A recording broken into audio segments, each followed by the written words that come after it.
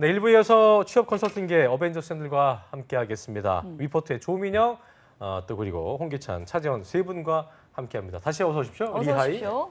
네, 리하이. 리하이. 반갑습니다. 자, 제가 듣기로는 이게 뭐 아까도 여기 써 있지만 세 분 쌤들 2년, 우리 조쌤하고 우리 그 홍쌤은 군대 저 선후배 기간이고 네. 후임 기간이고 그리고 계보가 또 사제지간? 있다면서요. 그렇죠. 사제보. 계보했죠. 이 둘은 없어요? 아까도 얘기했지만. 이제 알아가는 단계. 알아야 겁니까? 예. 썸 타는 단계입니까? 그 사실 썸 타는 거에 제일 전부 설렜던 게 언제냐면 지난 3월 달에 네. 수업이 한 10시 반쯤에 끝났을 거예요. 네. 정말. 오. 아, 오늘 내가 제일 늦게 끝났다. 뿌듯해갖고 이제 집에 가려는데 제일 넓은 강의실에서 네. 강의를 계속 하고 계시더라고요. 오. 11시 가까이 하셔가지고 저래가지고 쓰러지시는 거 아닐까 좀 걱정도 많이 됐는데 12시간 연강도 한다며요. 그러니까요. 그런 게 되게 있어요? 저희 업계에서도 굉장히 유명하신 어떤 정말 학생들을 사랑하시는 마음이 있으신 그래요. 그런 강사님이세요. 한번 잡아주세요, 우리 예. 네, 밤 친해지고 늦은 싶네요. 시간까지. 대단한- 우리 친하게 대단하신- 지내요. 대단하신 분이에요. 예. 대단하십니다. 네. 한 말씀 아니, 해주세요. 그게 아니라 그럼 그- 원천. 그러니까 저희는 이제 시기가 바쁘니까 저도 프로로 일을 하는 사람이잖아요. 그러니까 저는 학생들한테 항상 좀 얘기하는 부분이 저보다 더 중요한 시기를 이제 학생들이 지금 겪고 있는데 저보다 다들 많이 자고 있거든요. 그러니까 그런 것들이 좀 줄어들어야겠죠. 나는 안 잤어요. 나는 끝했다고. 그래요. 난 이게 좋다는 거야. 이렇게 얌전하게 먹이는 우리 홍기찬 쌤과 함께 아도게 함께 승용권을 하겠습니다. 예. 네, 자, 어쨌든 네, 저희가 일단 네. 학생들의 고민을 한번 들어봐야 될 텐데요. 네이버 카페 취업대학교 학생들의 질문 받아봤습니다. 그래요. 한번 처음 보시죠. 네. 음. 띄워주세요. 네. 자, 취업이라니 분이에요. 국제관계학과 4.3점에 3.87점, 토익 890, 토스 150 레벨 6네요. 한국사 1급이 있고 컴활 1급. 이거 어려운 건데. 예. 전공이 경영, 경제, 행정 계열이 아니라서 직장을 결정한 것과 자격증을 결정하는 것에 어려움이 있습니다. 사무직을 쓰려다 보니 자격증 선택이 있어서 가산점도 있고 실제 업무에도 도움이 될 전사백의 1급이나 시간이 많이 걸리겠지만 행정사도 생각 중입니다. 직무와 전혀 다른 과를 나왔을 경우 어떤 자격증을 취득하는 것이 좋은지 알려주시기 바랍니다. 예. 인격이 여러 가지 있는 사람 같아요. 문재인 대통령 해보려는데 잘 안 되네요. 연습 중인데. 네, 어쨌든 자, 네. 예, 취업이라니. 연습 예. 중이군요. 네, 네. 국제관계학과 아나운서. 네. 괜찮겠어요? 훌륭하십니다. 그래요. 전공하셨는데요. 국제관계학과가 어떤 거죠? 일단 과가 어떤 거죠 이게? 정외과죠. 정외과랑 정치외교. 비슷한 정외과. 건가요? 이름을 아. 바꾼 거 아닐까 싶어요. 좋은 과네요. 좋은 과고 그러니까 학점 낮지 않고 토익도 890, 뭐 토스 6급, 레벨 6 그리고 1급. 한국사 1급, 컴활 1급. 1급. 일단 스펙은 크게 나쁘지 않은 것 같은데 조쌤부터 한 말씀 좀 해주시죠. 그래요. 자격증이 필요한지 필요 없는지는 사실 굉장히 간단해요. 뭐냐면 직무 수행에 도움이 될 수 있는 자격증이면 보유를 해야 되고요. 그렇지 않으면 보유를 해도 의미가 없는 거거든요. 대부분 문과생들은 직무를 수행하는 거하고 자격증하고 큰 관련성이 없다는 게 일반적인 채용팀의 의견이에요. 특수하게 직무를 수행하는데 필요한 자격증이 재무회계 쪽 자격증이거든요. 네. 그 중에서도 난이도가 좀 있는 CFA라든지 이제 CPA 회계사 또는 뭐 미국 공인회계사 뭐 AICPA 뭐 요 정도 수준이 문과 그 학생들에게 요구하는 자격증이고 영업관리라든지 뭐 마케팅, MD, 유통 이런 쪽은 특별히 자격증을 요하는 게 아니기 때문에 지금 이 분의 글을 봐서는 어느 직무에 지원을 하는지 이런 것들도 지금 잘 드러나지 않고 그냥 두루뭉술하게 사무직 저희 아버지가 쓰시는 단어거든요. 이런 고생이 단어. 선생님. 사무직 뭐 이런 단어들 고생이 명확하게 선생님. 직무를 어떤 쪽을 초점을 두는지가 지금 제시가 되어 있지는 않지만 제 생각엔 스펙을 봐서는 뭐 영업 관리 쪽이 아닌가라는 마케팅 생각이 아니에요, 들어서 마케팅? 예. 아니 이분이 약간 황소개구리 같은 그게 있어요. 욕심이 많다 보니까 네. 뭐를 건들지를 이것도 하고 싶고 저것도 하고 싶다 보니까 지금 자격증까지 건드는 상황에 이르지 않았나 싶어요. 이를테면 이분이 영업 쪽에 관심이 있으면 정말 굳이 이런 고민 없이 자기가 본격적으로 취준을 해도 될 텐데 자격증 고민할 정도면 네. 이분이 플러스 알파로 자꾸 어디를 더 넣어보려는 지원자 입장으로 이걸 생각하니까 이런 오류가 나지 않나 그러니까 생각이 사무직이라는 듭니다. 게 뭐 백오피스를 얘기하는 거죠. 그러니까 뭐 인사도 포함될 테고 마케팅 총 다 뭐 영업 지원, 경영 그런 지원 얘기하는 다. 것 같은데. 네. 그러니까 뭐 인사 쪽도 자격증 노무사 있어야 돼요. 노무사 있어야 그러니까 이제 노무사 그러니까 너 관심 있구나지. 그렇죠. 그 정도지 뭐 인사 관련된 저도 회사에 있을 때 그 부장님이 PHR이라는 자격증이 있어요. 프로페셔널이니. 근데 그것도 입사 후에 직무 수행하면서 필요하니까 따라고 했지 입사 전에 그 자격증이 있냐 없느냐가 제가 채용팀에 입사하는 기준이 됐던 건 전혀 아니거든요. 그렇죠. 그래서 다시 한번 강조드리지만 재무나 회계 쪽을 염두에 두고 계시는 문과생이 아닌 이상은 저는 자격증 지금 취득하기 위한 노력은 7, 8월 달에 해서는 안 된다. 이렇게 좀 정리를 드리고 싶어요. 자, 네. 우리 저기 홍쌤, 홍쌤 이게 동의하십니까? 보니까 전사회계 1급이랑 행정사를 생각하고 있대요. 뭐 추리를 좀 해보세요. 어떤 것 같아요? 이거? 그러니까 이게 되게 많이 펼쳐지는 일이에요. 그러니까 제 학생인데 올해 상반기 때 최종 5개 가가지고 다 떨어졌고요. 또 딴 학생은 인적성을 8번 봐가지고 하나 붙었어요. 그리고 면접에서 떨어졌어요. 스펙은 좋고. 전자의 학생이 상반기 때 취업이 안 된 이유는 면접을 못 봐서고요. 후자의 학생이 취업이 안 된 이유는 인적성 시험에서 떨어져서죠. 근데 둘 다 지금 무슨 고민을 하냐면 비슷한 고민을 해요. 뭘 자격증 따야 되지 않을까. 이게 왜 그러냐면 저도 왜 이렇게 어리석은 행동들이 계속 이어질까? 그러니까 여러분들이 초등학교 때부터 대학교 때까지 뭐 10년이 넘는 시간 동안 우리가 공부를 해봤단 말이에요. 일하지가 않았죠. 그러니까 뭔가 책상에 앉아서 내가 어떤 목표를 두고 공부를 해서 취득을 하고 그걸 기록하고 달성하고 여기 되게 익숙해져 있어요. 그러니까 이번 시즌에도 내가 조금 더 경쟁력이 올라가기 위해서는 눈에 보이는 자격증에 대해서 굉장히 많이 시간 투자를 하는데 현실적으로 여러분들이 취업이 안 되는 이유는 이런 부분이거든요.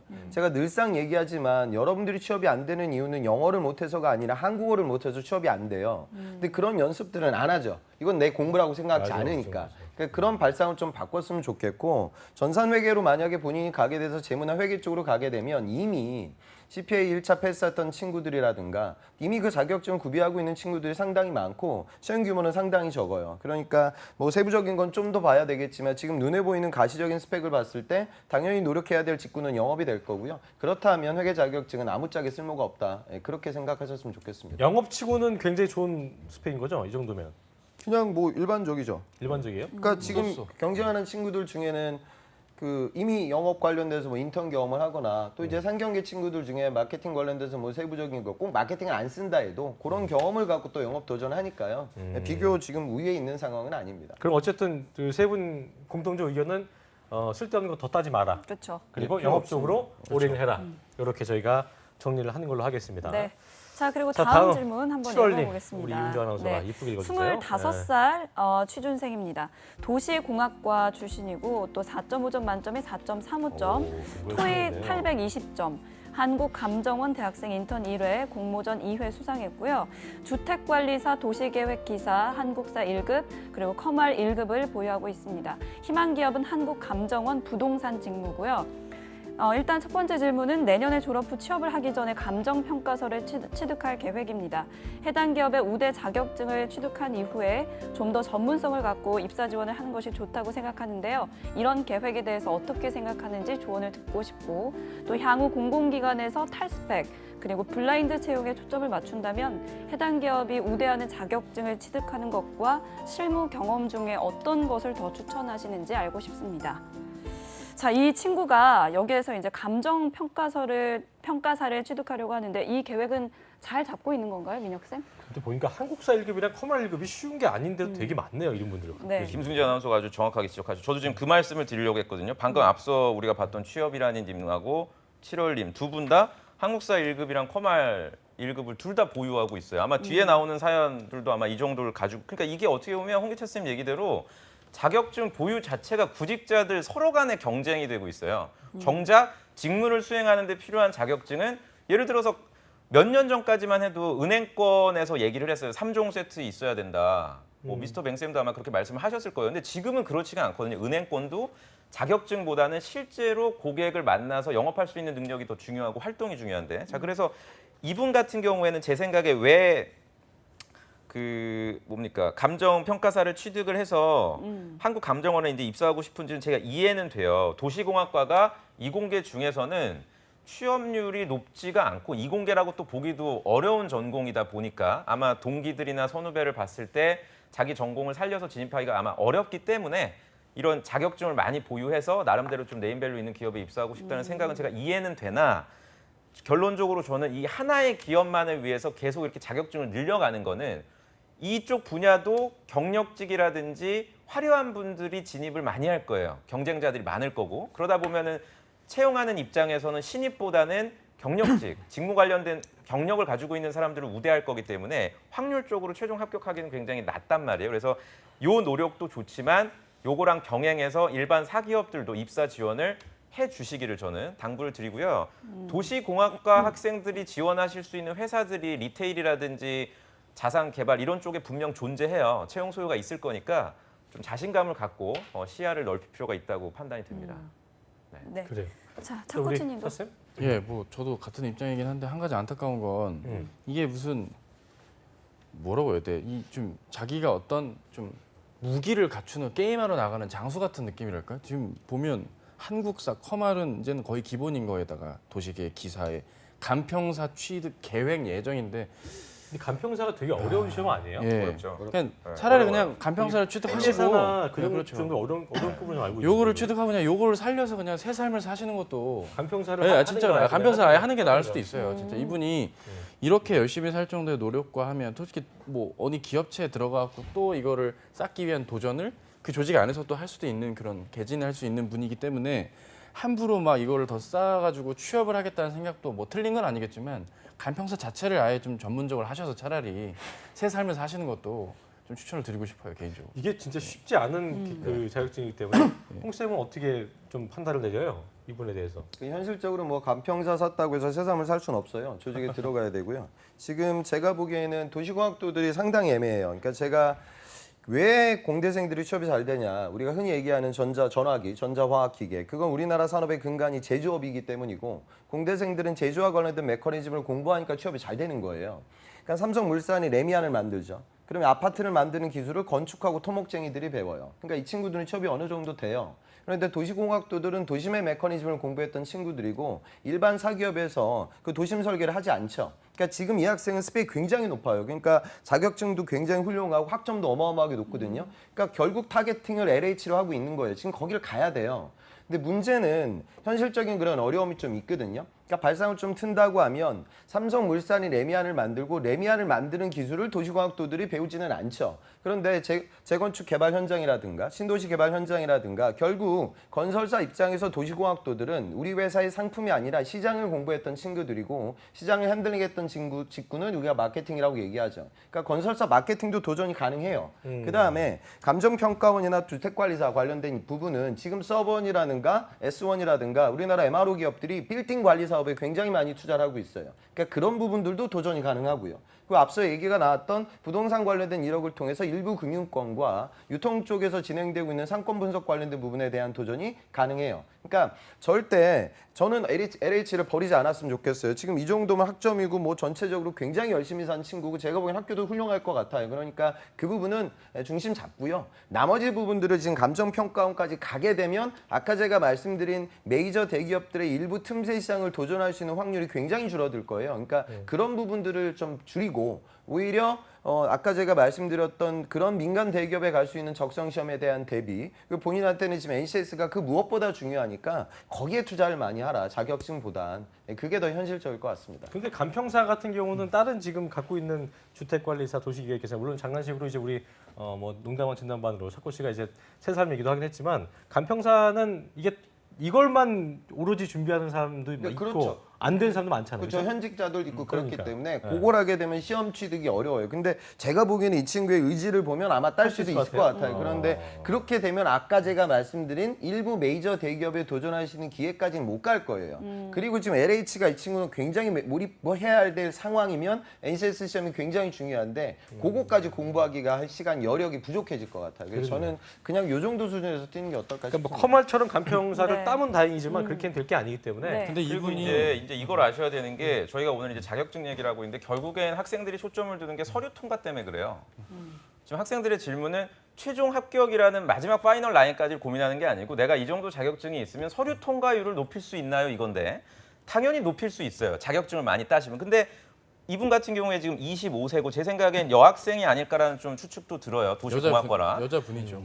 고생을 전혀 해보지 않았다는 느낌도 들어요. 살면서 어떤 실패라든지 이런 거. 그러니까 내 뜻대로 모든 게 쭉 진행해오다 보니까 좌절을 막 겪어보지 좌절을 겪어보질 않아서 서류는 통과가 되더라도 요새 지금 임원분들이라든지 그 1차 실무자들이 고민하는 게 얼마나 현장이 어렵고 도전적이고 그 챌린징한 과제들이 많기 때문에 아무래도 좌절이나 실패를 경험한 사람들을 또 선호하거든요. 그래서 우리 영상 보시는 분들이 단순히 직무 능력만을 갖추기 위해서 자격증을 따야죠, 물론. 근데 그 부분도 중요한데 우리가 얘기하는 그런 인성적인 측면 있잖아요. 조직에 적응하고 조직원으로서 융화되기 위해서 임원들이 강조하는 것들이 있거든요. 그런 부분들도 내가 염두를 한다면 자격증 외에 갖춰야 될 것들이 뭔지를 한번 되새길 필요가 있을 것 같아요. 그런 부분에서 질문 주신 두 번째 거에 맞게 실무 경험을 추천을 좀 드리고 싶어요. 네. 간평사 얘기를 뭐 농담만 진담만이 아니라 실제로 보면 이거랑 유사한 스펙인 분들도 굉장히 많거든요. 이분이 학점이 비약적으로 높기 때문에 예외일 수도 있겠지만 실제로 이분들 중에 취업이 안 돼요, 꽤 많이. 안 되는 바람에 특정 자격증에 매몰이 되어갖고 결국 그 삶을 사시는 분들도 있다는 점에 맞춰서 네. 말씀을 드린 거니까 너무 농담으로는 받아들이지 마시고 진지하게 고민을 해주셨으면 좋겠습니다. 알겠습니다. 네.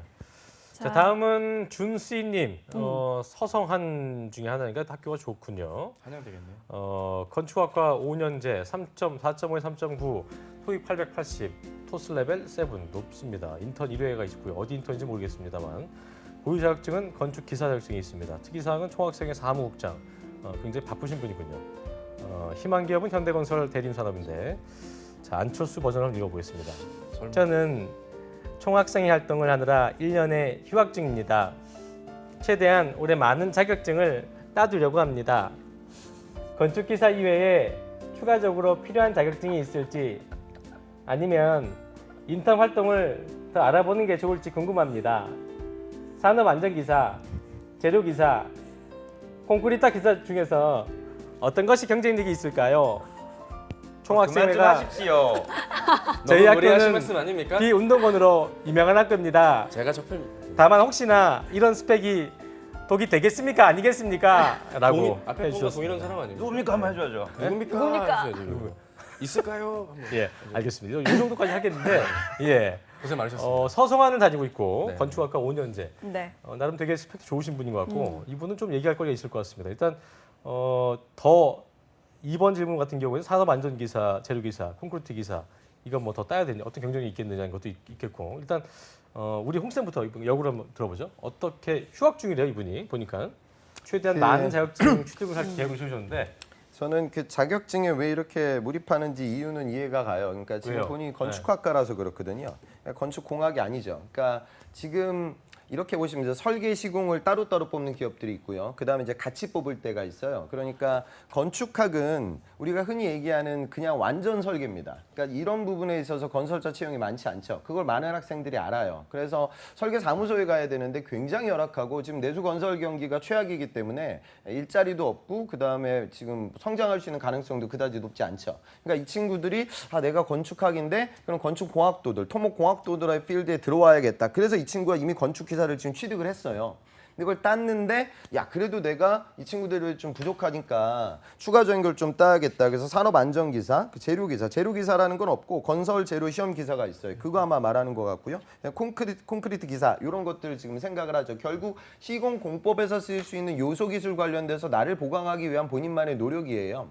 근데 저는 글쎄요 휴학 중이어서 만약에 지금 이번 하반기를 안 뛴다라고 하면 취득해도 될 것 같아요. 그거는 이렇게 보시면 돼요. 지금 이번에 제가 건축공학 전공했던 친구들 중에 건설사가 상반기 때 채용이 거의 없거든요. 그래서 삼성전자 단지 총괄로 들어간 친구도 있고요. 그다음에 지금 하이닉스 쪽으로 유틸리티 쪽으로 빠진 친구들이 있어요. 그러니까 제조업에서 건축이나 토목했던 친구들을 생산 라인 투자가 너무나 많기 때문에 그곳에서의 채용이 이루어져요. 거기를 만약에 간다라고 하면 공조하고 조금 관련된 거, 안 그러면 이런 산업안전기사가 보탬이 돼요. 전공을 뛰어넘어야 돼. 이 친구는 왜냐하면 토목하고 순수 건축공학도들과 경쟁을 해야 하니까. 그다음에 내가 만약에 하반기 때 만약에 공채가 많아지고 우리나라 건설사들이 이제 조금씩 다시 제기하고 있어요. 그런 필드를 도전한다라고 하면 뭐 여기 나와 있는 기술적인 부분들, 요소 기술을 보강할 수 있는 자격증 취득이 가능하죠. 그런데 만약에 지금 하반기를 내가 본격적으로 뛰어야 되는 상황이라고 하면 안타깝지만 지금 우리에게 그럴 시간 없거든요.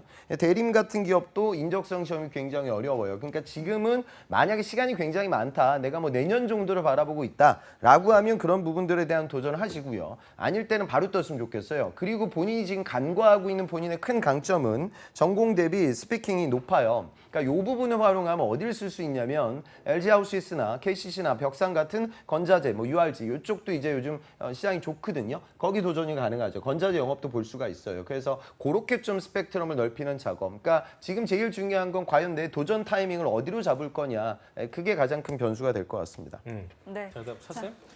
예, 뭐 지금 1년의 휴학 중이라 하니까 홍쌤 말대로 이분은 올해까지는 구직 활동을 안 하려고 하는 게 아닐까라는 생각도 들어요. 이렇게 질문 자체가 자격증 따는 걸로 놓고 본다면 우선순위는 본인이 알아서 판단하시겠지만 이분이 궁금해할 부분에만 맞게 답을 드리자면 그래도 산업안전기사 정도는 우선순위로 준비를 하시는 걸 추천을 드리고 싶고요. 그 밖에는 지원을 아예 하지 이번엔 자격증만 따고 아무것도 하지 말아야지가 아니라 본인이 지원할 수 있는 폭에 맞게 좀 지원을 하시면서 본인이 한번 인적성도 접해보시고 노력을 하시는 과정이 좀 동반이 되어야 되지 않을까 싶고요. 이분 질문을 좀 더 보자면 이분이 비운동권으로 유명한 학교라서 스펙이 오히려 독이 되는 경우가 있는 거 아닌가 하는데 저는 사실 지금 되구나, 그렇죠. 이분이 어떤 행동을 했는지를 좀 전혀 모르겠어서 이런 너무 좀 기우가 아닌가라는 걱정은 됩니다. 그래서 그런 것보다 오히려 본인이 생각하시는 산업안전기사 자격증부터 해서 단계별로 밟아가신다면 이번 휴학 기간이 좀 알차지 않을까 싶고요. 홍쌤 말씀대로 인적성이 굉장히 중요할 부분이니까 거기에 대한 대비들 강의로서든 스터디로서도 한번 훌륭하게 수행해 내가실 것을 부탁을 좀 드리고 싶습니다. 네, 조쌤도 한번 소개해 주시죠. 일단 성균관대학교라는 생각이 들고요. 서강대는 건축학과가 제가 없는 걸로 알고 맞다. 한양대는 좀 강하니까 저기 총학생의 활동들이 지금 아무튼 뭐 그렇고 저도 홍기찬 쌤 조언에 동의합니다. 제가 사실은 학생들이 이렇게 접할 때 가장 말을 조심스럽게 하는 전공이 2개가 있는데 그게 디자인 쪽하고요. 그다음 건축학이에요. 지금 말씀하신 대로 건축공학은 뽑는 소요가 그래도 아직까지 있는데 제가 건축학과 학생이어도 정말 싫을 것 같아요. 5년 동안 학교를 등록금을 더 냈는데도 불구하고 아예 채용 시장에 얼어붙어서 뽑지를 않거든요. 그래서 홍기찬 선생님 말씀하신 대로 채용 쪽 자체 인력이 많이 진행이 안 되고 있기 때문에 뭐 이런 얘기들을 해요. 구직자들끼리도 건축학은 본인이 결정을 해야 돼요. 탈건축을 할 건지 다시 말해서 전공을 내가 버리고 다른 분야, 아까 말씀하신 기술 영업이라든지 이쪽으로 진입을 할 건지 아니면 그래도 좀 관련이 있는 설계사무소라든지 이런 쪽으로 내가 갈 건지. 근데 이것도 조심스러워. 왜냐하면 아까 말씀하신 대로 거의 월급이 150 정도 수준에 철야 근무하고 이래서 그쪽으로 제가 무조건 가라 이렇게 말씀드리기 어려운 입장이지만 좀 신중하게 본인이 판단을 저는 하셨으면 좋겠고 요거 하나만 더 말씀을 드리면 이공계 분들 같은 경우에는 굉장히 엄격하게 전공에 대한 필터링이 이루어져요. 서류 심사 단계에서. 예를 들어서 지금 저희 학생들도 보면은 예전에는 조선공학과도 기계 범주 안으로 포함을 시켜서 서류 필터링은 시키지 않았거든요. 근데 요새는 조선공학을 전공을 하면은 아예 검토 단계에서 서류에서 제하는 경우들이 암암리에 있어요. 그래서 건축학도 제가 추측컨대 저희 학생들 보면 100개, 120개 써서 결국에 자기의 전공 분야가 아닌 IT 쪽으로 이렇게 진입하고 이런 학생들을 보면 추측컨대 서류 단계에서 아마 필터링 되는 확률이 굉장히 높습니다. 자격증을 많이 보유했음에도 불구하고. 그래서 좀 시야를 넓혀서 조금이라도 관련이 있는 쪽으로 저는 빨리 진입을 하시는 거를 당부드릴게요. 그래요, 알겠습니다. 네. 자, 시간이 다 돼서 김희선님 거는 제가 또 소개를 못 드릴 것 같고요. 네. 저 끝으로 오늘 질문 주신 4분이었나요? 세 분 네, 세 분 중에 별다방 아메리카노 받으실 분 우리 홍쌤께서 오랜만에 맞다. 여긴 자주 오니까 우리 차쌤이 오랜만에 왔으니까 뽑아주세요. 네. 저는 열심히 사시는 7월 씨한테 감정평가서까지는 아니지만 거기에 준하는 쿠폰을 선물 드리고 싶습니다. 그래요. 힘내세요, 네. 7월 씨. 자, 네, 알겠습니다. 7월님 축하드립니다. 네. 자, 그 끝으로 우리 세 분께서 짧게 한 30초씩 드릴 테니까요. 홍쌤부터 30초 어떻게 좀 준비해야 될지 한 말씀 좀 해주시죠. 네. 그 주산업들을 잘 보세요. 이번에 지금 하이닉스가 또 떴어요. 그러니까 작년 하반기와 올해 상반기 사이에 떴고요. 이번에 상반기 하반기 사이에 또 떴죠. 그 이유는 하이닉스를 뽑았는데 전자로 많이 빠져나가서 뽑는 거예요. 그러니까 그만큼 요즘 주력 산업들, 그러니까 반도체나 디스플레이, 화학 쪽을 좀 생각하는 분들이라고 하면 최대 호기니까요. 그런 부분들 생각하시고 관심이 없던 분들도 내 전공으로 만약에 도전이 가능하다고 하면 저 넓게 보고 그런 산업 트렌드 지금 빨리 느꼈으면 좋겠습니다. 네. 자, 차쌤. 네, 많은 질문들 주시면 문과 학생들이 특히 겨우 인턴 됐는데 인턴 하면서 하반기 대비 가능할 거에 묻는 친구들도 많이 있는데요. 일단 그 고민 자체가 잘못됐다. 네가 인턴을 하든 안 하든 너가 해왔던 최종 목적지를 위한 노력은 계속 돼야 되기 때문에 부담 갖지 마시고 인턴하면서 계속적인 구직 활동을 이어갔으면 좋겠습니다. 자, 조쌤. 자격증은 준비할 시기가 아닙니다, 지금. 여러분들이 정말 자격증을 취득하기를 원한다면 남들 잘 때 새벽에 공부하시고 메인 시간대에는 자격증 취득은 삼가해 주시길 바랍니다. 알겠습니다. 네. 오늘 도움 말씀 주신 위포트의 조민혁, 홍기찬, 차재원 강사님 모두 고맙습니다. 세 분 고맙습니다. 한국직업방송